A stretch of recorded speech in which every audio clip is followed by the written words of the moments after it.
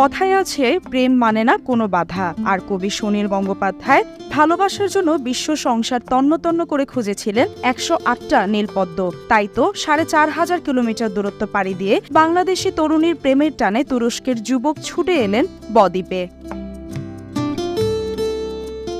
মল্লিকা সিরাজগঞ্জের শাহজাদপুর উপজেলার পোতাজিয়া ইউনিয়নের কাকিলামারি গ্রামের দলিল লেখক কামরুজ্জামান মানিকের কন্যা। 3 বছর আগে সামাজিক যোগাযোগ মাধ্যম ইনস্টাগ্রামে নিজের আইডিতে নিজের ছবি পোস্ট করেন মল্লিকা। সেই ছবি দেখে পছন্দ করে ফেলেন তুরস্কের যুবক মুস্তফা ফাইক। এরপর থেকে শুরু হয় ভাবের আদান প্রদান, তারপর শুরু হয় প্রেম। দীর্ঘদিনের প্রেমের পরিণতি দিতে 4500 কিলোমিটার পথ পাড়ি দিয়ে গত রবিবার বাংলাদেশে আসেন তুরস্কের যুবক মুস্তফা ফাইক। অবশেষে দুই পরিবারের সম্মতিতে মুস্তফা এবং মল্লিকা বিবাহ বন্ধনে আবদ্ধ হন সোমবার রাতে। ভিসা প্রসেসিং শেষে তুরস্কে